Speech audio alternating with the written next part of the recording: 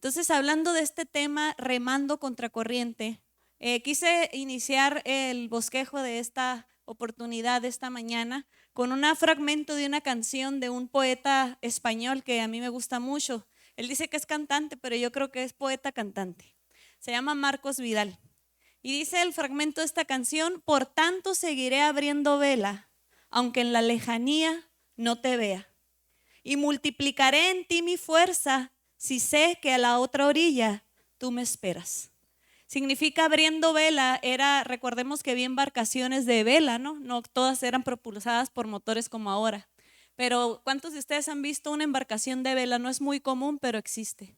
Entonces este cantante está diciendo a través de esta estrofa y de esta frase: aunque vengan situaciones y aunque vengan circunstancias, yo voy a seguir, me voy a hacer a la mar, porque sé que estás esperándome del otro lado.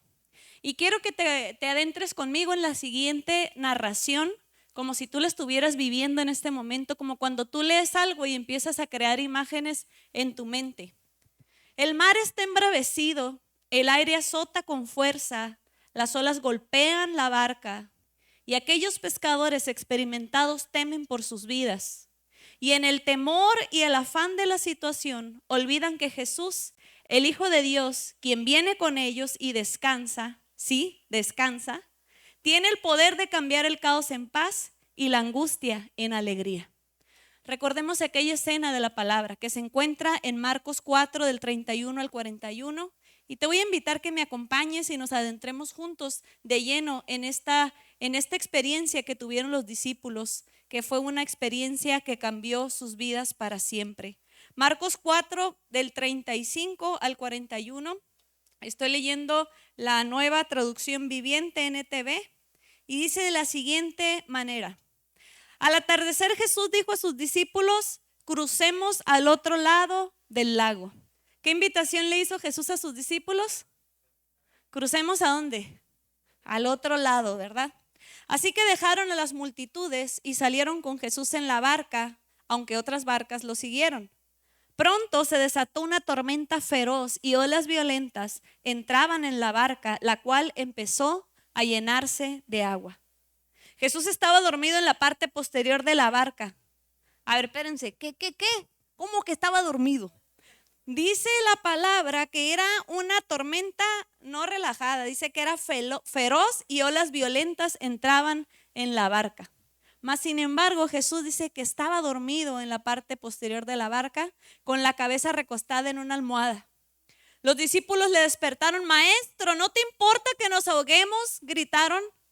Cuando Jesús se despertó, reprendió al viento y dijo a las olas: silencio, cálmense. De repente el viento se detuvo y hubo una gran calma. Luego él les preguntó: ¿por qué tienen miedo? ¿Todavía no tienen fe? Los discípulos estaban completamente aterrados. ¿Quién es este hombre?, se preguntaban unos a otros. Hasta el viento y las olas lo obedecen.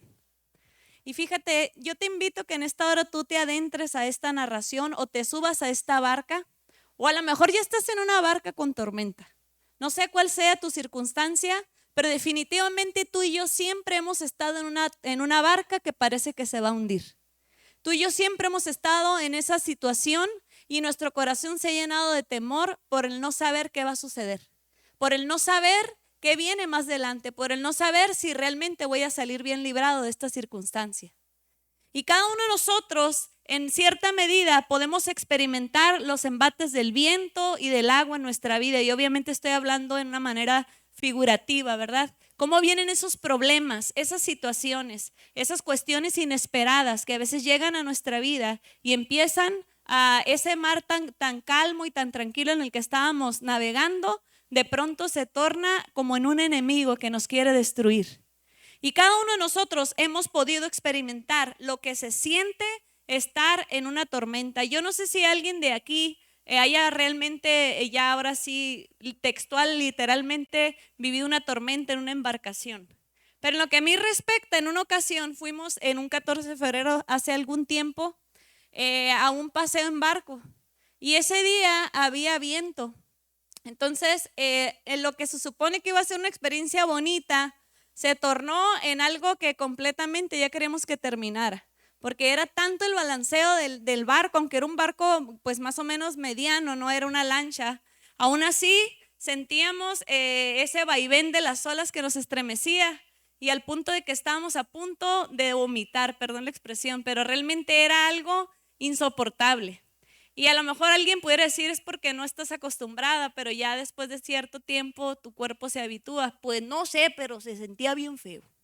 Y fíjense, eso es simplemente una pequeña muestra, porque obviamente si hubiese sido un mar enfurecido, para empezar, Capitanía no da permiso a ninguna embarcación a que salga, ¿no? Quiere decir que así se podía manejar la situación. Mas, sin embargo, eso fue una pequeña probadita. Ahora personas que a lo mejor alguno de ustedes o algún familiar muy cercano ha experimentado lo que es estar en alta mar y experimentar esas olas enormes que se vienen en contra de esa embarcación. Me imagino que por más años que tenga de capitán o de persona que siempre está en una embarcación, va a poder experimentar ese temor de decir, iré a ver a mi familia otra vez. ¿Podré salir de esto? Y las noches a lo mejor se hacen eternas, ¿verdad? Lo que quieres es que salga el sol para poder entonces decir, la libré, logré salir adelante. Mas, sin embargo, muchas veces estas tormentas las podemos experimentar en nuestra vida. Y a mí me llama la atención mucho la reacción de los discípulos. Y yo creo que ahí me sentí reflejada completamente, y yo creo que más de uno de los que estamos aquí. ¿Cuál fue la reacción de los discípulos ante la tormenta? Pero antes hago un paréntesis. Los discípulos no era gente como yo que de la nada se subió a un barco y no tenía experiencia. Era gente que a eso se dedicaba, era gente de mar. O sea, ellos ya sabían que si el viento corría a este lado, que si cosas así de la naturaleza que uno a veces no toma en cuenta, pero ellos saben leer muy bien los cielos y saben cuándo va a ser un buen día para pescar y cuándo no. Mas, sin embargo, esa tormenta les vino de sorpresa. El mar donde ellos estaban se llama el mar de Galilea, que en realidad no es un mar, es un lago gigante, que parece ser que es un mar porque es muy grande, pero es un lago. Y es tan tranquilo, es como un espejo, no tiene oleaje, no, y está como rodeado por montañas. Entonces no es como que va de pronto a levantarse una tormenta. Yo creo que esa era otra de las cosas que ellos los asustaba. De toda tu vida pescar en un lugar y conocer cómo se comporta ese mar y de repente verlo así enfurecido y embravecido, yo creo que eso les trajo temor. Pero a lo que voy es la reacción de ellos. Primero experimentaron temor, luego experimentaron incredulidad, desesperación y reclamo. ¿Cuántos discípulos hay aquí? Yo creo que todos queremos ser discípulos de Jesús, estamos en ese proceso. Y estos discípulos de Jesús no eran como los discípulos que somos tú y yo. Qué gozo y qué honor hubiera sido poderlo ver literalmente frente a ti, a Jesús, haciendo aquellos milagros tan impactantes, ¿no? Levantando un paralítico, sanando un leproso, iban de camino y iba una procesión fúnebre y se daba cuenta Jesús que era una viuda que había perdido a su único hijo y ahí hace un alto y levanta al hijo, lo resucita. O sea, cosas impresionantes ellos vieron y vivieron. Y aún así, cuando vino la tormenta, vino todo eso a su corazón. Y tú y yo también hemos experimentado la mano de Dios en circunstancias bien difíciles. Mas, sin embargo, nuestro corazón siempre tiende a que cuando vuelve la tormenta a tocar a la puerta de nuestra vida, desafortunadamente, estas son siempre nuestras primeras reacciones. El temor, la incredulidad, la desesperación, a veces el coraje, porque hay personas que canalizan el no saber cómo controlar algo en irritación, en frustración, ¿verdad? El reclamo, porque si se fijan, no dijeron, maestro, disculpa que te despertemos, pero es que la verdad no sabemos qué hacer. No, fueron con todo y le dijeron, maestro, ¿no te importa que nos ahoguemos?, le gritaron. O sea, y a veces así estamos nosotros, nuestras oraciones se convierten en reclamos, se convierten, a lo mejor no en esa osadía, lo vamos a decir sí textual, pero sí nuestra mente viaja, nuestros pensamientos, nos volvemos en blanco del enemigo en nuestra mente, porque él sabe que pensamientos así que nos lance van a dar en el blanco, porque ya andamos así con un hilito así, se estira más y ya, no sabemos qué va a pasar. Entonces el enemigo, como conoce, siempre damos señales. Nosotros cuando ya andamos al tope, empieza a lanzar dardos a nuestra mente y nos empieza a decir, ahí está, ¿dónde está Dios? Si Dios estuviera en tu familia, Si Dios estuviera en esto, ¿por qué permitiría eso? Entonces no es un Dios de amor, y empieza a bombardear nuestra mente. Y yo creo que cada uno de nosotros hemos pasado por esos desiertos. Recordemos que Jesús fue llevado ¿a dónde? Al desierto para ser tentado por el diablo. Así dice literal la escritura. Y Jesús fue llevado al desierto para ser tentado por el diablo. Muchas veces también cuando somos llevados al desierto, no es únicamente, como decía Oseas, para que te vuelvas a enamorar de mí, muy romántico. Ay, sí, Señor, aquí estoy, perdóname. A veces es una lucha directa contra el mismo infierno que te quiere tumbar. A veces es una lucha casi audible con el enemigo que no se cansa de señalar situaciones para hacer que tu fe flaquee, ¿verdad? Acuérdense de qué le decía el Satanás a Jesús. Y no fue como que primer día, segundo día de ayuno, tercer, séptimo día de ayuno. No, se esperó hasta el 40, día 40. Imagínate cómo estaba ese cuerpo sin alimento. Yo creo que Jesús en ese momento, él ya no se paraba. Yo creo que él estaba simplemente recostado porque ya no había en él ninguna energía, ninguna caloría que lo pudiera mantener coherente. A lo mejor él como divagaba, despertaba y estaba así en una morir a su carne porque sabía lo que iba a enfrentar. Y en ese estado, y así de traicionero y así de mala onda es el enemigo.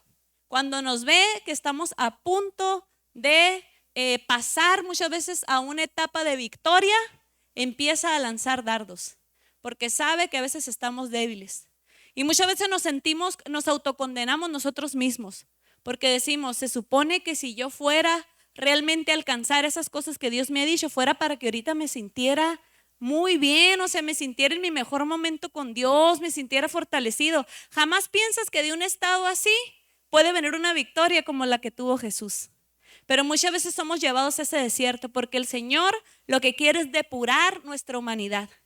Y lo que Él quiere es que cuando pases al otro lado, no puedes decir, pues es que yo sabía cómo hacerlo, yo tenía los recursos, etcétera, sino que sepas que únicamente pudo haber sido el Todopoderoso el que te sacó al otro lado.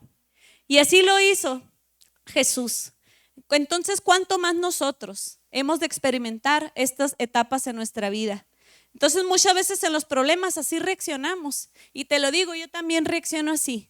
Todos por naturaleza y por default nuestro mecanismo es reaccionar así porque es como que estás en modo sobrevivencia, y siempre, incluso hasta físicamente, se desatan químicos, adrenalina, situaciones, porque estás algo que te agarró por sorpresa y que se vino encima, y tú tratas de reaccionar de la mejor manera. Y vienen estas situaciones, temor, ¿qué pasa? La desesperación, la ansiedad, mas sin embargo, tu madurez en Dios no se mide en si sentiste o no eso, porque eres humano y lo vas a sentir. Se mide en qué tan rápido te sobrepones a esos sentimientos.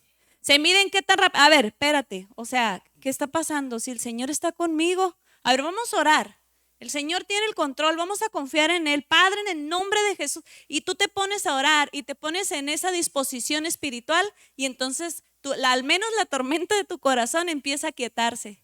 Y empiezas a pensar con mayor claridad para entonces sí tomar decisiones, no al vapor de la situación ni de la emoción, sino de Dios, desde Dios. Te paras en las promesas y entonces puedes tomar decisiones sabias, ¿verdad? Sin embargo, Jesús, en pleno dominio propio, dormía en la barca. O sea, él estaba tranquilo porque él sabía quién estaba amacando la barca. No decía, ay, Padre, qué a gusto me estás arrullando, de haber dicho, ¿no? Y los discípulos bien agüitados, bien asustados. Entonces sucede que él dormía porque él sabía que era una situación pasajera, que no era su final. Voltea con el que está a tu lado y dile, no es tu final. No es tu final. Dios tiene planes para ti. Dios tiene planes para tu familia.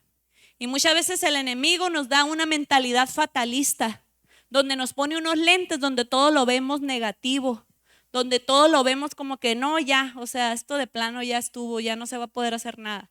Mas sin embargo, cuando tú le dices, Señor, quítame toda venda de mis ojos en el nombre de Jesús y dame la visión tuya de esta situación. Entonces empezamos a ver claramente que a veces son situaciones que tienen un remedio muy sencillo, pero que el enemigo nos tenía atormentados, haciéndonos sentir que eso era una situación que no era fácil de sobrellevar. Con el Señor Todopoderoso tenemos la victoria asegurada. Dice la Escritura que en Cristo somos más que vencedores por medio de aquel que nos amó. Hubo uno que ya pagó por esa circunstancia que tú y yo íbamos a pasar, que iba a suceder en nuestra vida, y su nombre es Jesús. Entonces, mientras tú y yo nos mantengamos cerca de Dios, cualquiera que sea la circunstancia, ten por seguro que la circunstancia va a tomar un rumbo que va a terminar glorificando a Dios. Pero ahí está la clave, y eso es la situación, que a veces nuestro espíritu o nuestra mente humana tiende a alejarse, tiende a encerrarse en sí mismo. A veces no es necesariamente que, me quiero alejar de Dios, no, pero empezamos a encerrarnos en nuestros propios pensamientos, como en un caparazón que nos empieza a agobiar, una nube negra, y no podemos ver más allá, y traemos una aflicción.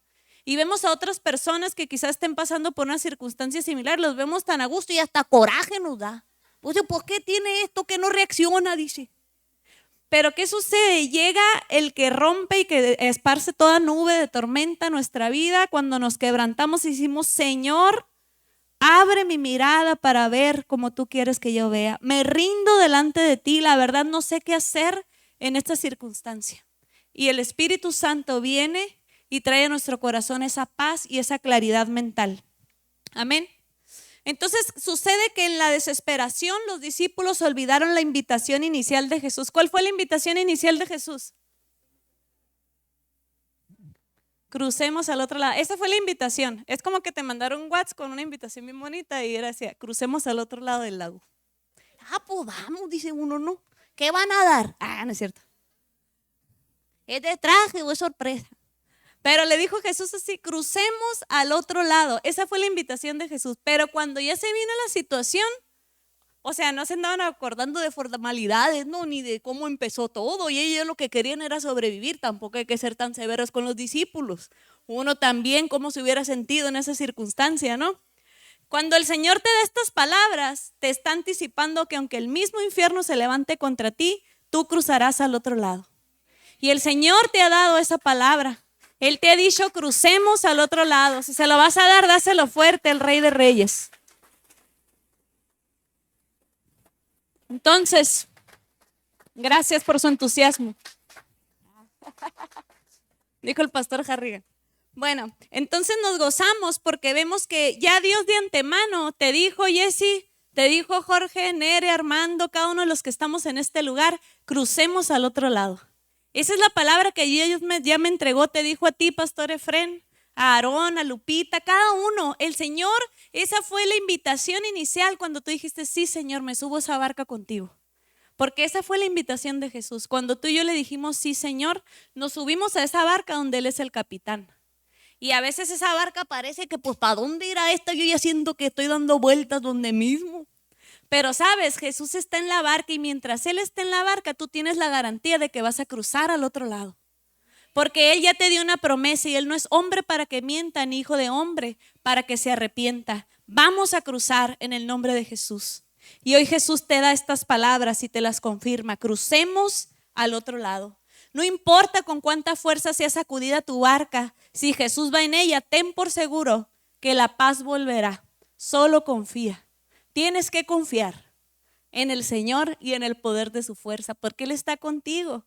Él nunca te dejará ni te desamparará. Y a veces, fíjense, esta otra situación que también pudimos ver en este pequeño capítulo que leímos, a veces interpretamos la aparente inacción de Dios como indiferencia de su parte. Porque ¿qué estaba haciendo Jesús? Sacando botezazos de agua con ellos. ¿Qué estaba haciendo? Tranquilo, pues, como el jefe que Él es. El soberano, pues Él no se va a andar despeinando ni nada. Él está relajado, ¿verdad? Porque Él está en control de todo. Entonces a veces nosotros interpretamos esa aparente inacción como una indiferencia de Dios, como que Dios no me ha hablado, Dios no ha accionado. O sea, yo veo que las cosas van para peor, no veo que van para mejor. Y empezamos a llenarnos de eso, nos empezamos a sentir solos, abandonados. Mas Él sigue ahí. Dile al que está a tu lado: Él sigue ahí. Él sigue ahí. Y Él va a actuar a su tiempo. Yo me tengo que decir a mí mismo, a mí misma: Él va a actuar a su tiempo, no a mi tiempo. Ahora, ¿cuál es mi actitud mientras espero ese tiempo de Dios? ¿Qué me toca a mí mientras yo espero? Me toca regocijaos, otra vez os digo, regocijaos en el Señor. Que nada robe ese gozo y esa paz. Porque no es la cantidad de preocupación que le ponemos a una situación la que la va a hacer que se resuelva más pronto, sino es el nivel de confianza y de gozo que tengo en Dios, sabiendo que Él seguirá obrando. Obviamente yo me pongo a la disposición de Dios. Señor, ¿cómo puedo yo participar para que esta situación mejore? A lo mejor tengo que retroceder. A veces Dios te va a decir, no, amigo, ya ni te metas tú, porque tú eres el que me traes un desastre aquí. Siéntese ahí y vea mi salvación.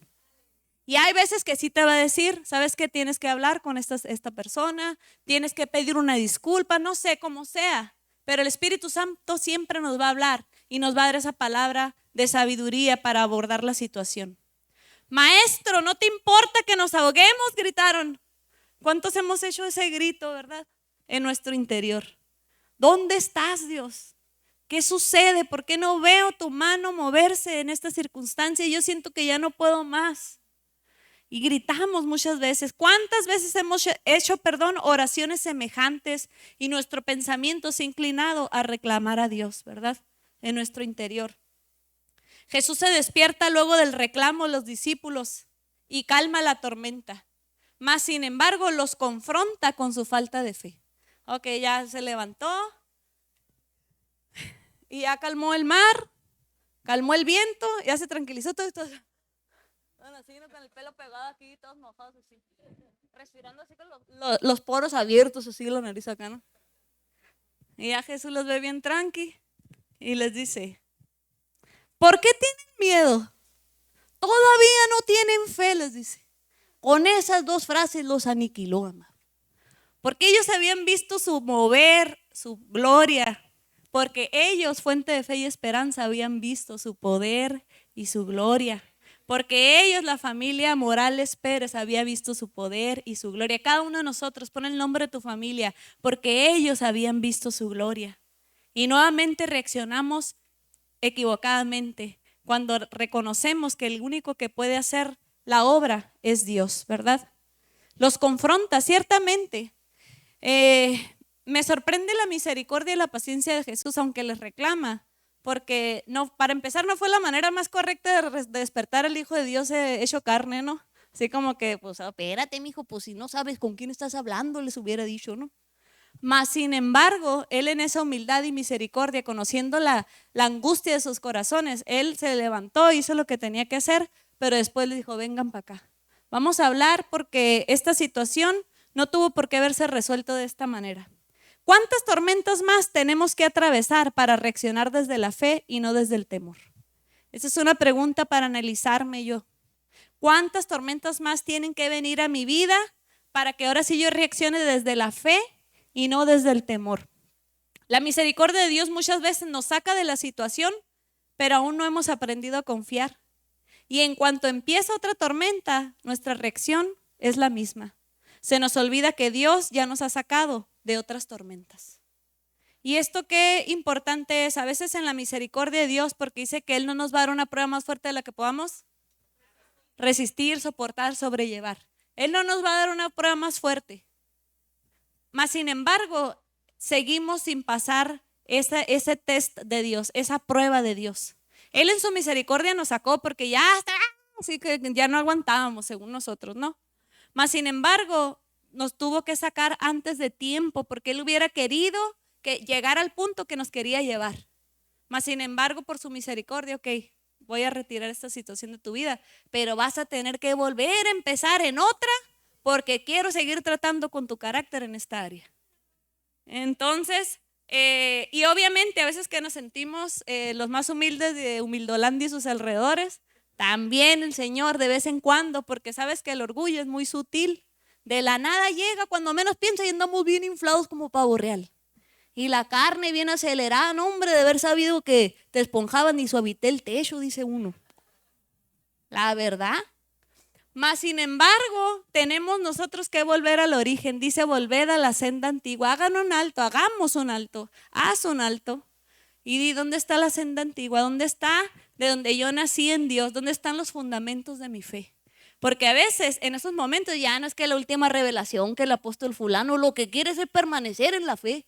Ya no ando buscando ahorita cuál es la última revelación en la tierra. Lo que quieres es que esa fe que te fue impuesta y entregada por la fe no fingida de aquellos que te llevaron a los caminos de Dios, permanezca, ¿verdad? Entonces, qué importante es que yo en cada tormenta me dé la oportunidad de decirle, Señor, ¿qué me quieres enseñar en esta ocasión? Ayúdame, esta área para mí, tú sabes que es la más difícil. En esta área continuamente estoy batallando y te entiendo, Señor, de por qué me estás pasando por esa circunstancia. Yo también sé que esa área la tengo que rendir. Qué diferente, ¿verdad? A que, ay, Padre, pues si ya sabes cómo yo me pongo y así. Entonces, amados, les invito y me invito a mí misma a seguir buscando el rostro de Dios en esas áreas que tenemos que rendir. Nunca olvides en la oscuridad de lo que Dios te dijo en la luz. Esta frase siempre me ha edificado. Nunca olvides en la oscuridad de lo que Dios te dijo en la luz. A veces viene la noche del alma, de la vida, del espíritu, de la familia, cualquier circunstancia triste, oscura, inesperada, y se nos olvida todo lo que Dios nos había dicho cuando todas las cosas iban bien. Cada uno de nosotros tenemos promesas bien hermosas de parte de Dios, y no necesariamente la que alguien te haya dicho, un siervo o una sierva de Dios, sino cada una de sus promesas que están en la palabra, que están escritas ahí y que están a disposición de todos aquellos que le buscan. Es como, por ejemplo, cuando un ciudadano conoce sus derechos porque ha tenido el tiempo de ponerse a leer cuáles son sus garantías individuales, sus derechos, etcétera. Entonces, no cualquiera que venga le va a venir a mover el piso cuando le quiera hacer algún reclamo, sino que esa persona ya sabe cómo conducirse. Es lo mismo tú y yo. No, la palabra de Dios es una serie de promesas y de lineamientos, también de demandas, en las cuales yo sé que este es mi lugar seguro donde yo me puedo mover y puedo recibir la bendición de Dios. Porque ya Dios me estableció límites, ya Dios me estableció fronteras donde yo no debo de traspasar. Es como a Adán y Eva, les dio todo un huerto, nomás les dijo, de este árbol no comerás, y sobre ese nos fuimos, ¿verdad? Entonces, así sucede. Dios te ha dado todo un huerto, te ha dado todo un lugar espacioso donde fluye leche y miel, pero desafortunadamente tú y yo siempre tenemos la curiosidad de ir a experimentar en el terreno que no era la tierra prometida que Dios nos había dado. Y venimos cargando consecuencias a veces muy lamentables. Cuando Jesús calmó la tormenta, los discípulos estaban aterrados y se preguntaban, ¿quién es este hombre? Hasta el viento y las olas le obedecen. Eso produce ver a Dios actuar en medio de las pruebas de la vida, el conocerle en todo su poder y su gloria. O sea, al punto dice que estaban aterrados, no estaban sorprendidos, no estaban asombrados, estaban aterrados de decir, o sea, ¿con quién andamos? ¿Quién está? O sea, ¿a quién hemos estado viviendo con él, comiendo con él? Y todos se dieron cuenta de la majestuosidad de ese ser con el cual ellos convivían diariamente. Porque desafortunadamente cuando tú convives mucho con alguien, a veces se cae en una cotidianidad, en una rutina, y a veces se nos desdibuja lo sagrado y el peso de gloria que esa persona tiene en su corazón. Porque como la tenemos muy al alcance, pudiese ser, ¿no? Entonces, ¿qué sucede? Cuando Jesús manifiesta su gloria y el respaldo del cielo sobre la misma creación, ellos estaban sorprendidos. Yo creo que retrocedieron en su corazón de decir, wow, qué tremendo, o sea, como casi de que a la torre, qué mal he hecho, porque si los vientos y el mar le obedecen, o sea, él a una palabra de él yo puedo caer fulminado, así como él da vida puede también traer muerte. Yo creo que entraron en un terror de Dios al ver el respaldo de Dios, de que él tenía esa autoridad, de que aún los elementos naturales se sometían a su voz. Y eso sucede contigo y conmigo cuando Dios demuestra su poder en una circunstancia, en un diagnóstico que decía no hay un buen final para esto, en una circunstancia, y el Señor viene y hace una obra transformadora, poderosa. Entonces nosotros podemos conocerle en todo su poder y su gloria. Y muchas veces nosotros decimos, yo quiero conocerte, Señor, quiero conocerte en tu gloria, en tu poder. Y muchas veces para que nosotros podamos ser partícipes de esa gloria, tendremos entonces que también estar en la antesala. Para que haya una victoria tuvo que haber ¿qué? Una guerra, ¿verdad? Para que haya algo que nosotros realmente vengamos a atesorar, tuvo que haber primero una circunstancia difícil, donde parecía que no había una solución, que no había una respuesta. Y es entonces donde Dios prepara una plataforma poderosa para mostrar su luz a mucha gente. Y la gente que te vio pasar por esa circunstancia y que ahora te ve del otro lado, que realmente Jesús te cumplió y te llevó del otro lado del lago, ahora glorifican a Dios. Y dicen, ¿qué no era esta persona la que está desahuciada de cáncer? ¿Qué no era esta persona la que tenía esta circunstancia familiar que ya parecía que ya no iba a haber solución? ¿Qué no era esta persona la que había sido objeto de un fraude, de que estaba en quiebra y ahora le vemos viajando por todo el mundo? ¿Qué no era esta persona? Y glorifican el nombre de Jesús porque realmente Dios está con ellos.